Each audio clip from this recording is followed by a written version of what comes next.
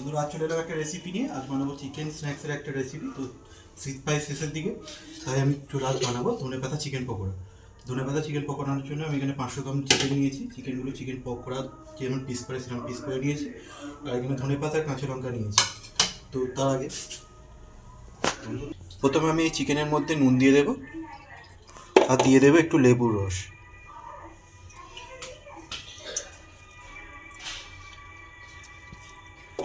দিয়ে চিকেনটার সঙ্গে আর দিয়ে দেবো একটু এর মধ্যেই একটু গোলমরিচ গুঁড়ো।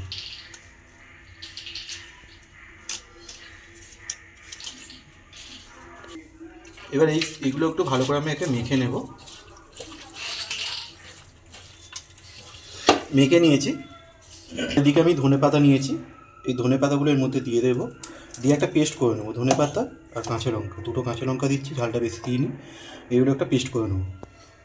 এখানে আমি ধনেপাতা আর কাঁচা লঙ্কা যে পেস্টটা করে রেখেছি সেই পেস্টটা আমি এর মধ্যে দিয়ে দেবো। এবার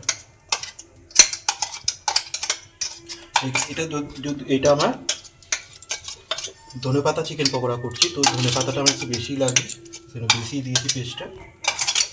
এর মধ্যে আমি দিয়ে দেবো একটু কাশ্মীরি লঙ্কা গুঁড়ো,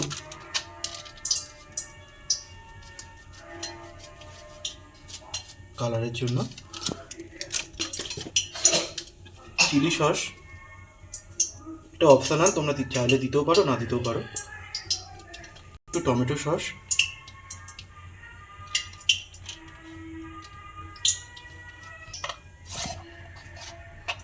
দিয়ে দেবো একটুখানি হলুদ গুঁড়ো দিলাম। তো আবার একটু অল্প করে নুন দিয়ে দেবো। এবার আমি এর মধ্যে দিয়ে দেবো একটা গোটা ডিম, ভেঙে রেখেছিলাম, ডিমটা দিয়ে দিলাম।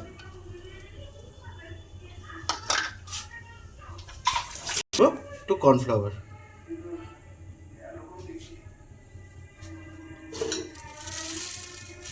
মেখে নেব। এবার এগুলো আমি সব একসাথে মেখে নেব।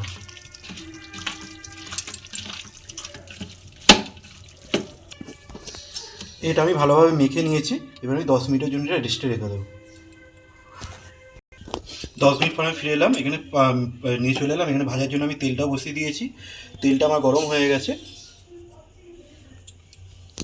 আমি এক এক করে পকোড়াগুলো ছেড়ে দেবো।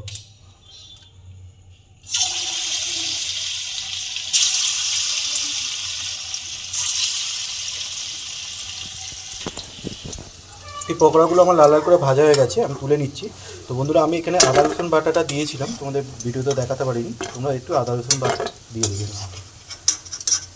তো এগুলো আমার হয়ে গেছে, তুলে নিলাম।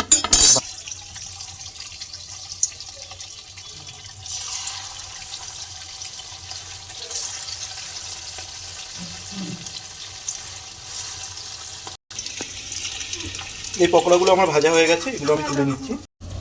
এই পকোড়াগুলো ভাজা হয়ে গেছে, এগুলো আমি তুলে নিচ্ছি।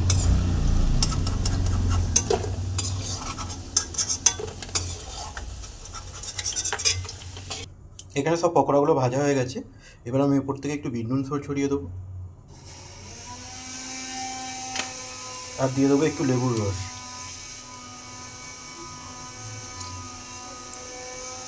যেটা ভালো করে আমি মেখে নেবো একটু।